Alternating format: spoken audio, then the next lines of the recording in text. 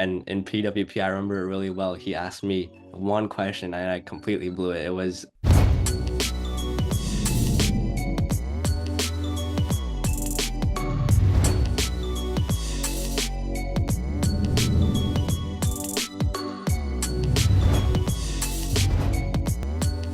Hey, this is Patrick Curtis, CEO and founder of Wall Street Oasis.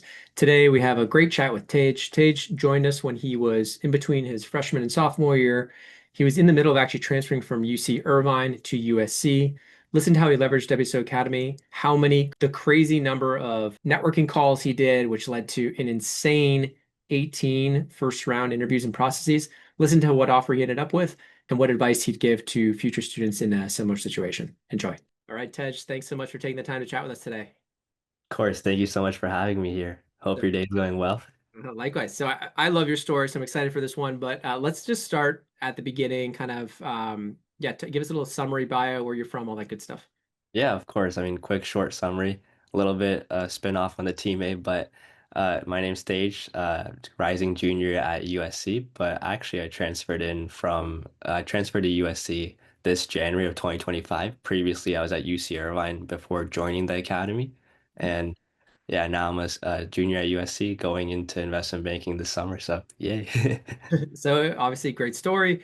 Let's talk a little bit about just the beginning. Like I remember my conversation with you. You were at UCI Irvine, so obviously non-target, and you're thinking to yourself, "Hey, this finance thing might be interesting." So talk to me a little bit about through that. Like I know we had your uncle on. We were talking. He's in finance, or he had some background in it. So I was talking him through like how we help students. But yeah, let's go back to that because I remember that conversation very vividly, thinking, "Hey, we could really help him. I hope he joins." Yeah, of course.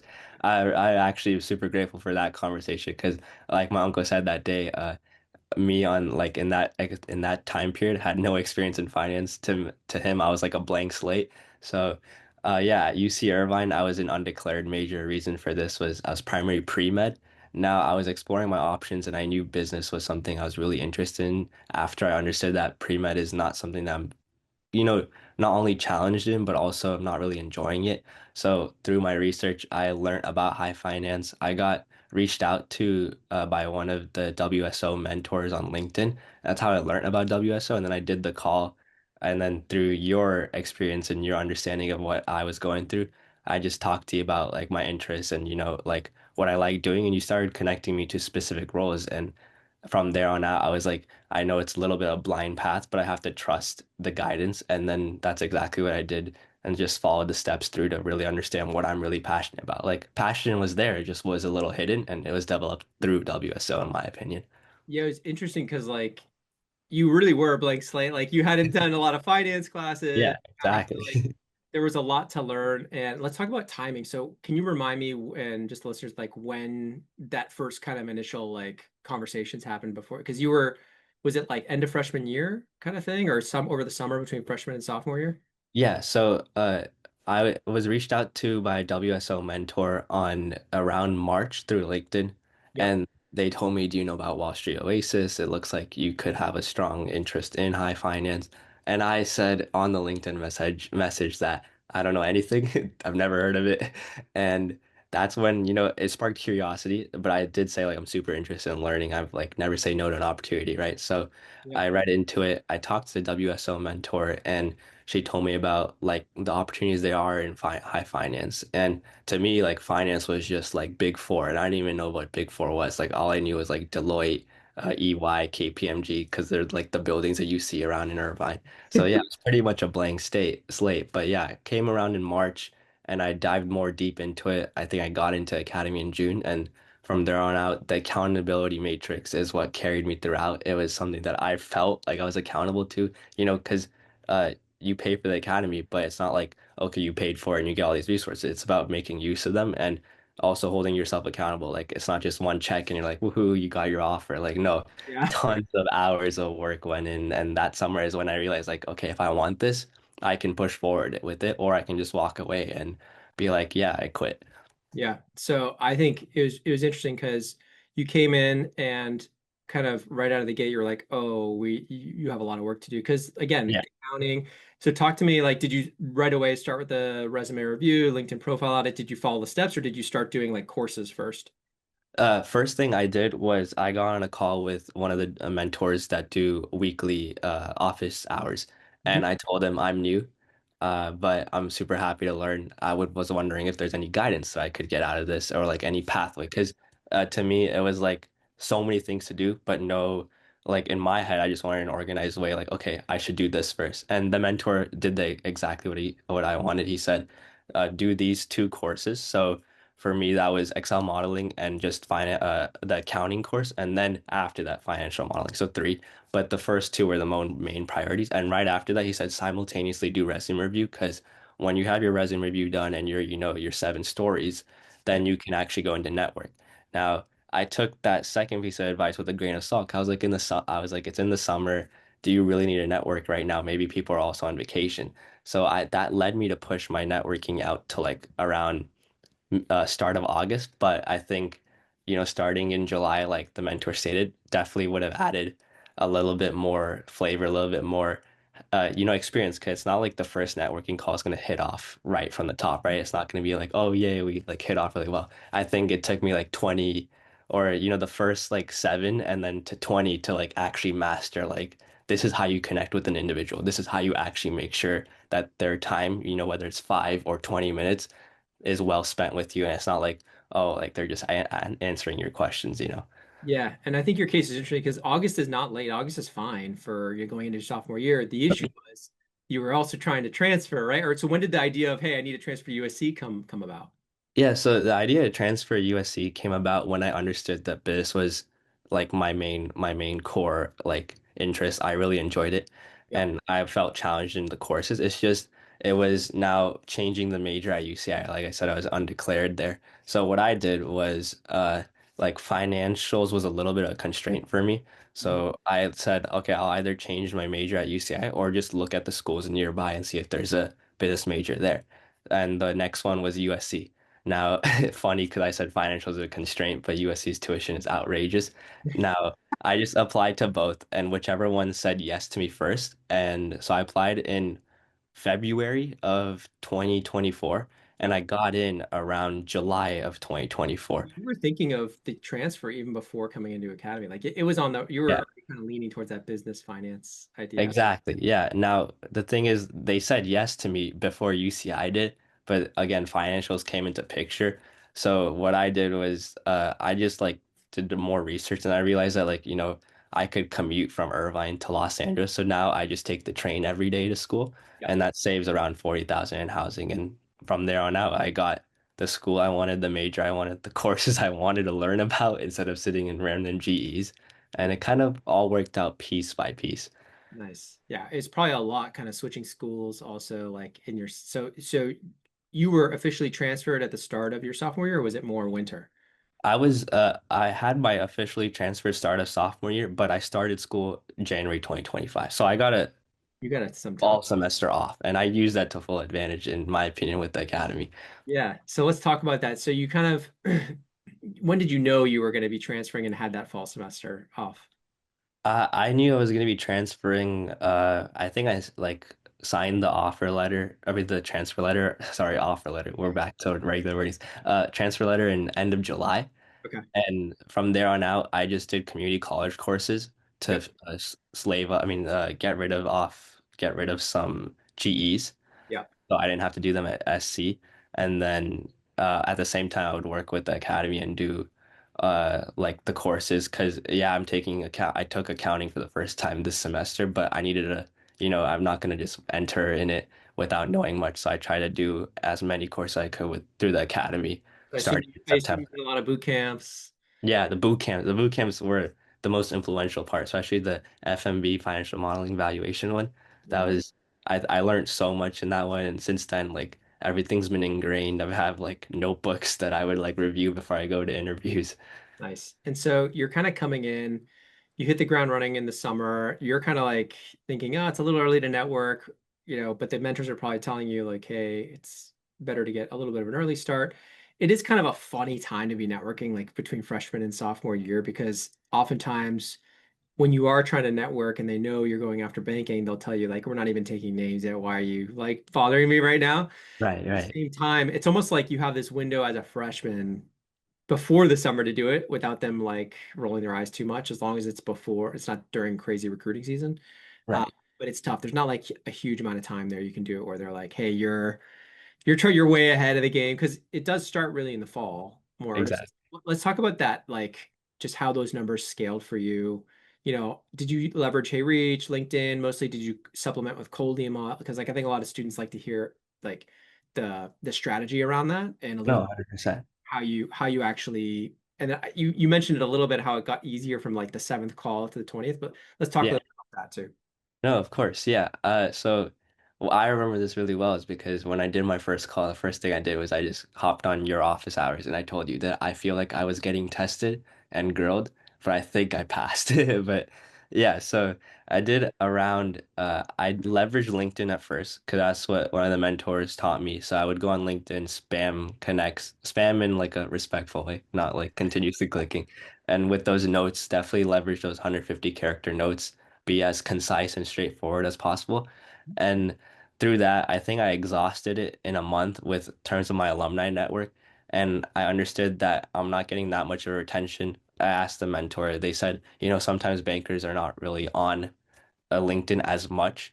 But now what you can do is now that you've kind of figured out the set of what we call on LinkedIn, all those invites that we've sent, you can go back to them, now find their emails. Yeah. So what I did was then go to cold emails. This is where retention started to come way more. Yeah. And I would cold email, like I think I had one specific email just for cold emailing. So this is how I know how many I sent exactly. And that was I sent around 3,000, I think somewhere in 3,250s Wow. in terms of cold emails. This includes follow-ups, so I could be Yeah, yeah. off in terms of startups, Call it but unique people, probably about 1,000 unique people. yeah, you could say that. And follow-ups, I definitely went I did week one follow-up, then wait 2 weeks, week three follow-up, and then Yeah. after that 1 month follow-up, which is like I just told them like, I know we didn't get to chat, but Yeah. would still love the opportunity and really admire your work and your whole journey.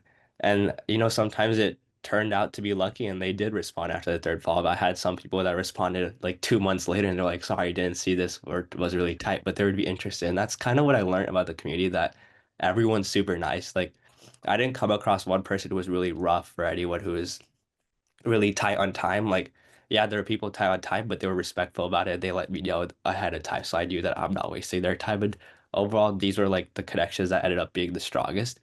Now, in terms of overall network, like in terms of people that I could really reach out to for an interview, I got around 220 on my Excel sheet that I really reached out in different banks. Banks were like, I think I got around 18 to 20 banks that I Yeah. had strong leads in. Yeah.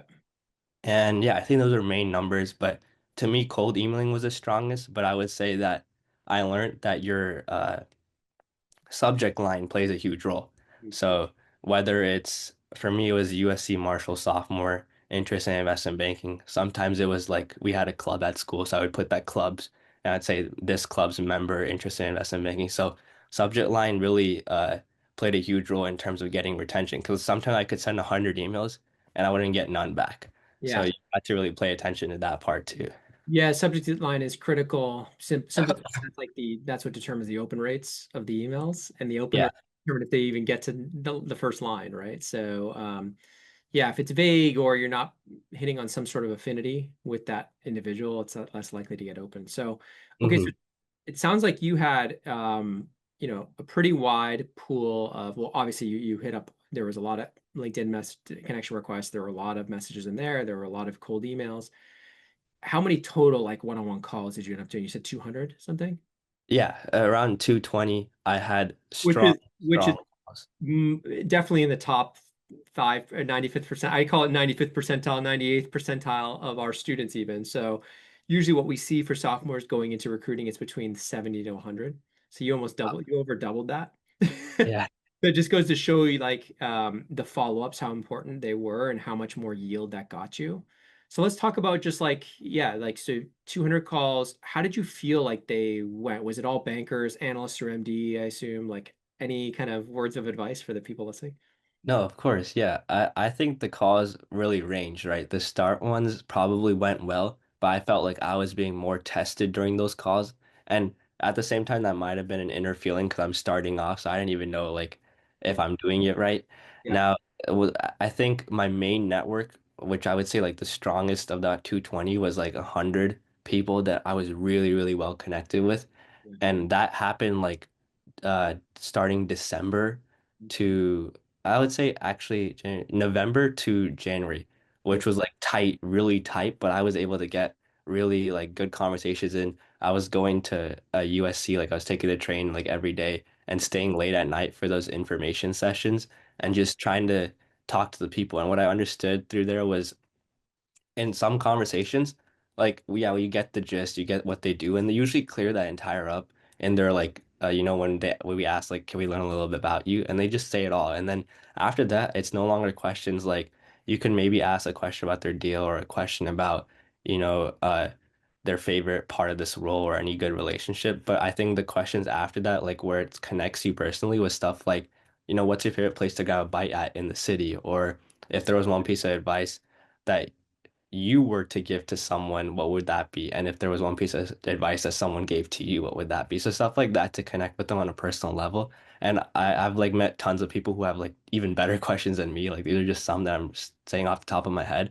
Yeah. But definitely spend 10 minutes on just their hobbies. And those hobbies end up somehow relating to you. Like I talked to one banker about Formula One and how they saw the race. And I was just interested in learning about their experience because I've never done that.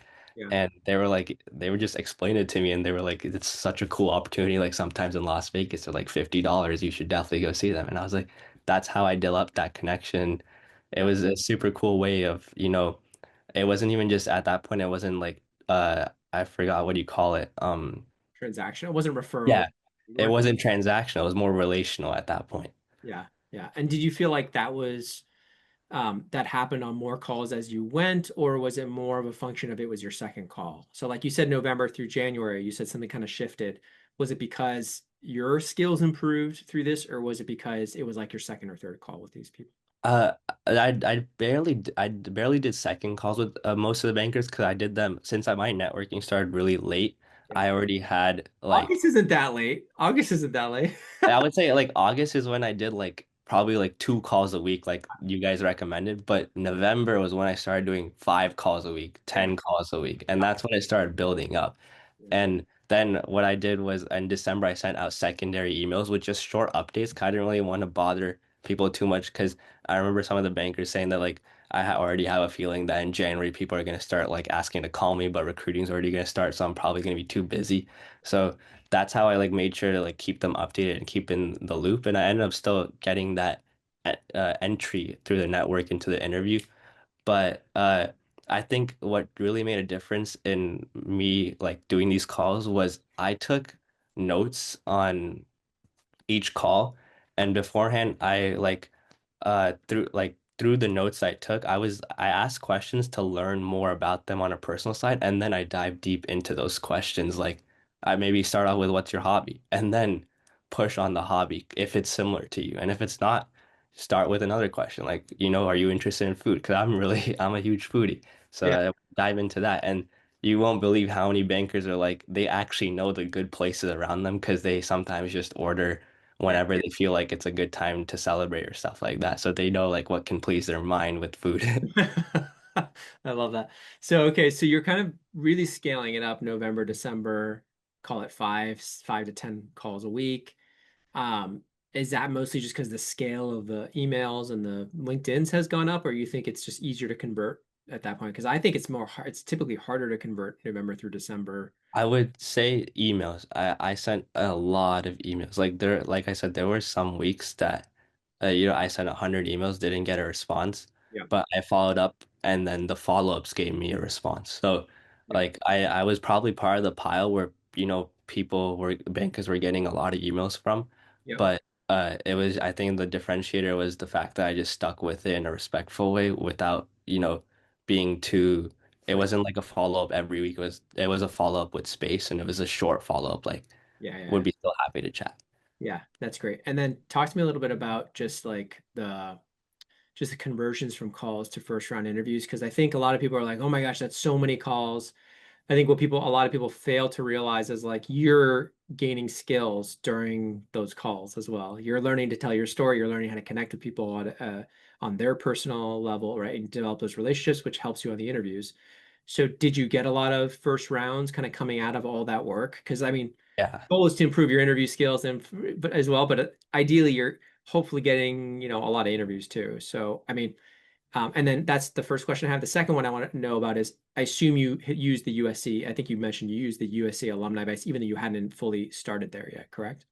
correct. Yeah, second question, yes. I pushed with it uh before I even started school. Yeah. And I was even at their like I asked permission first, but I was allowed to go to the information sessions. So I was super grateful for that because that was really helpful. Huge. That's Now, in terms of first round interviews, I still remember this. I forgot I'm blanking on the firm. It's the one that does their interviews outsourced by Dartmouth Partners. Oh, um, starts with a P. Just forget. It's an elite boutique. Perella Yeah, Wyburn. Pearl PWP. Yeah. So my first round was the first interview I had was with PWP, Yeah. and I was really nervous, like super nervous. I answered every technical correct except for one, and It's crazy he because you've asked, done how many mock interviews with us? I'm looking yeah, at your dashboard now. It was very impressive. One, two, three, four, five, six, seven, 8, nine I have here. And probably yeah, because this is the ones that were graded. So probably like call it 10 to 12.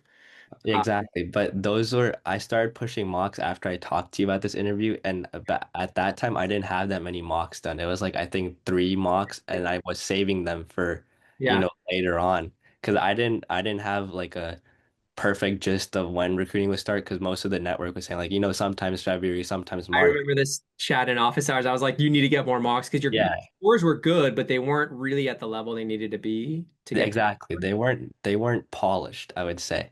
Yeah. So I needed to polish my score. And in PWP, I remember it really well. He asked me one question and I completely blew it. It was walk me through unlevered free cash flow, and I gave him the answer for enterprise value. And I was like, oh, it was like, that's when I understood that, yeah, I spent too much time networking and, just practicing the guides on my own, but Yeah. I didn't spend time like, face-to-face interaction. Because when I sat on that call, I promise you that my shirt was like just stained Correct. with sweat from the back. I love it. I love it. Yeah. So yeah, it is a totally different skill to be able to deliver it verbally, right? Versus studying it. Because you're Yeah, I I would know this definitely code. vouch for I that. know it so well. And then suddenly you're like staring into a camera and they're looking at you. Yeah. Okay. And they're not, and keep in mind, like, I think something that would be important for the viewers to know is that, like how we're having this conversation right now, the interviewer is most likely not going to be this, like, excited or this straightforward or, like, in a jolly mood because, one, I've heard that sometimes they're just pulled out by HR to take the interview, or Yeah. two, like, for example, this was outsourced by Dartmouth Partners. So it's just someone doing it on behalf. Like, he really doesn't care if you get it or not. It's just, Yeah. you that you answer the questions, you're good. If you don't, you're not. It's Yeah. that straightforward. Yeah. So, okay. So, yeah. And then it looks like in January, you really started ramping heavily on the mocks. Yeah. Here is from January 13th through like mid-February. There was a lot. But the cool part is I see your scores like getting better and better to the point where there was two mocks in a row with one of our mentors, Jonathan, who like you jumped pretty significantly from one a couple days within a couple days. You went from like an 85 to a 95, which is like 77th percentile up to 97th percentile. Right. So like clearly you were starting to hit your stride there. Talk to me a little bit about just like that and just like did it give you confidence or were you still kind of nervous in that second interview? No, I definitely gave me confidence. And one thing I really loved about recruiting was that I know some people focus on a niche, but for me, since I came out like as a transfer and there was really just I didn't really have a set focus on which industry I exactly wanted to go because I talked to so many people from the start. I was honestly recruiting for like some of the like banks that I liked because of the network I had and I really enjoyed talking to them and their industries were different. So for example, my mocks with Jonathan, they were on restructuring mocks. Like he taught me restructuring like I think a week before my interview, and then I just pushed with restructuring for those couple banks, and Yeah. I was just practicing and learning. Like I had oil and gas down, I had restructuring down. Yeah. I wouldn't say I had tech down. Tech was something that I had to dive more deep into, but I learned a little bit about tech. I had healthcare down, and then overall generalist like financial sponsor groups. I had that stuff down. So it was really cool. So I would go into these mocks, I'd talk to these mentors, I'd seek resources first, I'd read through. Like I would spend, like 24 hours. So 2 days, I'd say 12 hours.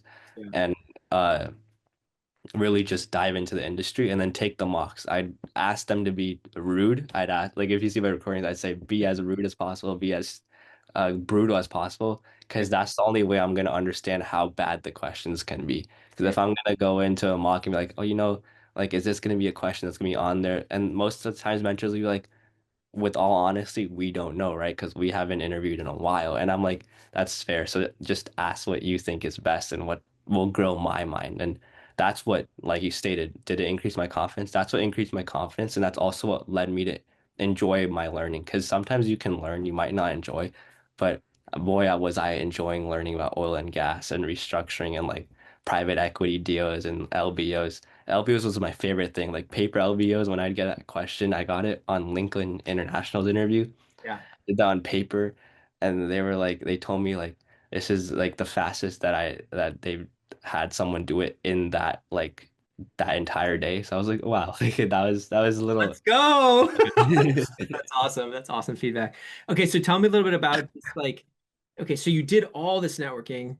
You're now kind of did that PWP interview, so you obviously got that first round, but how many other first rounds were, and did you end up getting, obviously once you took an offer, like there, you could have had more, but what did it result in kind of rough numbers kind of in that first round interview? Yeah, I think so I applied to like a wide range of banks, like I would say like around like I think it was like 38, 40, Yep. which as if I'm honest, some of them probably like most 18 out of those 38 were like banks that I like had a network in. The rest I was pushing networking with while trying to like get an interview.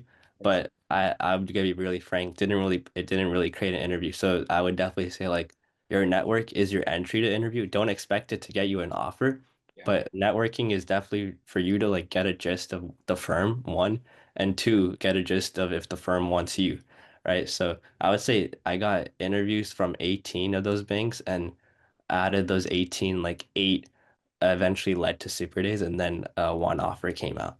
That's amazing, dude. Like you got 18 actual interviews?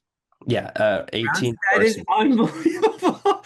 That's really high. It doesn't surprise me looking at the networking and the number of banks. So, like, you were really strong in there. So, what's really interesting, though, and tell me about, was your GPA high? I think it was, right? Yeah, my GPA was my transfer GPA, which was 4.0. So Okay. because during recruiting season, I didn't have a USC GPA Yeah, yeah, because was taking course at that same time. So I would explain the same stuff to my interviewers and yeah. give that sense of clarity.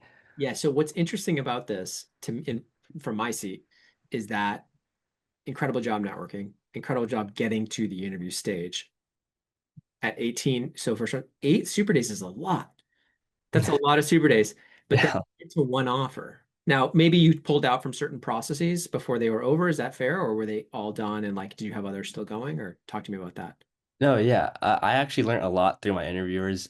My interviewers were really nice, and I tried to keep a really nice relationship with them after, even though I didn't get selected to move on.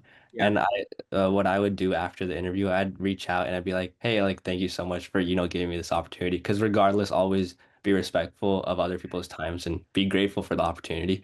Yeah. And so I reached out and I also asked if there's any feedback. So sometimes I learned that I was a little too enthusiastic in the interview. And sometimes I learned that I wasn't enthusiastic. And this was a little funny because the I was too enthusiastic in one, and then I like learned from that, and I went into the next one. And I was trying to be more, Chill. subtle and straightforward, but then I got the feedback that I was a little not too Flat. enthusiastic. Yeah, yeah, yeah. So and it was totally fine, and I totally respected that because that person, the interviewer who told me that, was honestly a mentor of mine too in the banking spectrum. So I really respected the fact that they were frank with me because that helped me to go on to my next interview and actually understand what is the perfect middle, right?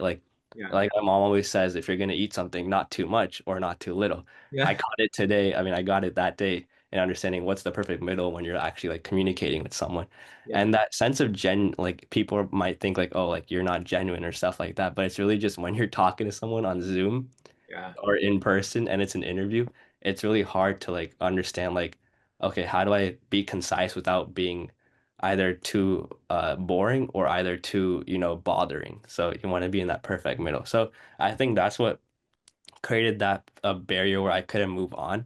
But Yeah. it's something I learned from, whether it's for the future or dealing with client calls, because now that we're in the role, it's not about interviewing. It's now more about like, okay, we're gonna be working with clients. Clients are gonna be calling us, on a day-to-day basis to work out that model or to Yeah. make changes. To be able to respectfully handle those Yeah. changes and actually make an impact that's positive but very concise and straightforward is a skill that I learned through interviewing. And I'm honestly like, if anyone's listening to this who interviewed me, I'd like super grateful for the fact that they were frank about that feedback and they were just there looking out for me to be a better version of myself.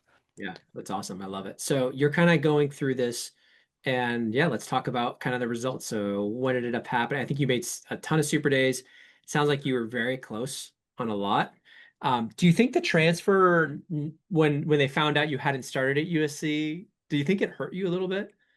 Um, I wouldn't know. Yeah, I would love to know if it did or it didn't, yeah, but yeah, I never paid too much attention to it. But I'm super grateful to the school that they let me come in, yes, before the semester started. And like the clubs were super nice to me. They allowed me to do uh like the information sessions, the networking opportunities. And I always like whenever I came in or like whoever helped me come in, I just said thank you to them and I was like grateful for that opportunity. In terms of if like interviewing before I started SC helped or not, I didn't really see it, through the conversations I had. yes. But regardless, wherever I am today, absolutely love it. I love my team that I just met with them for lunch during the school year, and they were super nice. They showed me around, saw the office and everything. So I wish it was 2025, but I gotta wait till 2026. So yeah, let's tell the two. So where did you end up? And yeah, like tell us like the types of stuff you're gonna be doing. Yeah, so I'll be at MUFG's sponsor finance and direct lending. Mhm. I'll be with them in the LA office. Mhm. And their goal is to be the one-stop shop for private equity. We Mhm. also have a small investment bank, middle market Intrepid, which is down the street. So whenever our private equity clients want to sell the portfolio companies that we've worked with them in terms of like an LBO or debt financing side of things, Mhm. we're always willing to work with Intrepid. And then in terms of direct lending, where it's like the mix between, credit market and traditional corporate banking market. Yeah. And I think it's a super exciting place to be because you get to work with so many different industries. And like I was saying before, Yeah. the fact that I learned about all these different industries before even interviewing, it's like I feel like these are little pieces that just connected and helping me grow and learn. So I'm excited to just, dive in and see all the things I'm going to be doing, whether it's like a mix of private credit or a mix of private equity, but either way, sponsor finance and direct lending. Love it. Yeah, we released the private credit course recently, and when you were talking about like having to interview for restructuring oil and gas, I don't know if this was before or after. I think it was after we actually released detailed modules in the interview courses now that go group by group. So Right. TMT, oil and gas, restructuring, consumer, retail, FIG, which is totally different, including insurance and banks. So it's like we recognize like there's so many little nuances. Like if you're interviewing for a specific group, it's very hard to interview with oil and gas and then turn around and have to interview for FIG and then interview for like a general healthcare group. Very Yeah. difficult. So So, understanding the verticals from like oil and gas, like upstream, downstream, oh my midstream, God. and then going straight to restructuring and then seeing like the types of debt tranches, I was like, but I was loving it. Like I can't, I don't know how to say it. I'm super grateful for the fact that WSO, I would tell you that I'm taking this interview, and even though if the course wasn't published, I'd have it in my inbox the next day, and I'd just be reading, reading, reading, Yeah, and I'd be taking a train to school. So the train to school is like an hour 40, so I'd be sitting on that train just AirPods in, just listening to the course and taking notes on the notebook. that's awesome. I love it. So I guess just looking back, and obviously it worked out for you. I see a lot of things you did right.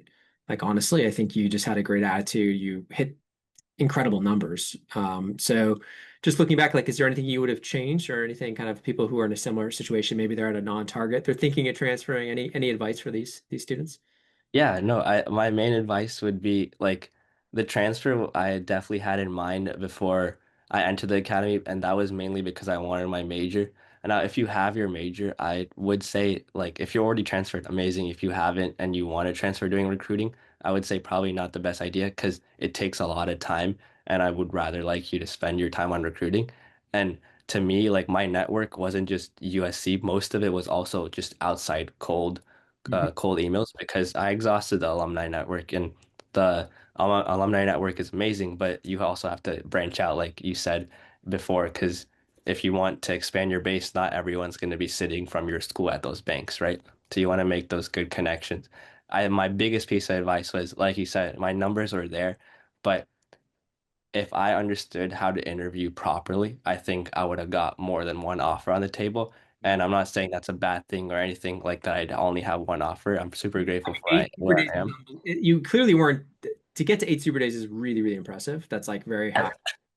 It's just usually we see something closer to like 10 to 12 first rounds, 3 to 4 Mhm. super days, and 1 to 2 offers. That's like the typical, like maybe 2 to 3 Right.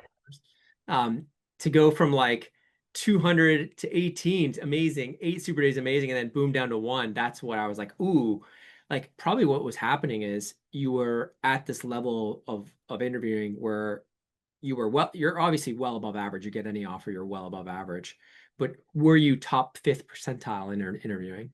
No, yeah, I Right? think that's a fair point. Yeah. And so like you're making the cut to get to the super days, but then like if you're not at the top, it's just so crazy. There's hundreds of thousands of kids applying to these jobs. Yeah, Like it's not even 10,000. It's really, really hard. So um I I just think your story is awesome because it just shows you like the reason why you want to get to so many super days is because if you get to 2 or 3, it may not be enough, right? It may not right, be enough. And so like the fact that you had those like that wide base really protected you, gave you so many right. at bats. It even allowed you to get feedback during those last stages before like so really, really Yeah, that would be definitely my second piece of advice. Always, maintain a good relationship. I think remember listening this in an information session that like any world wherever you work in, it is a small world. You will meet people again.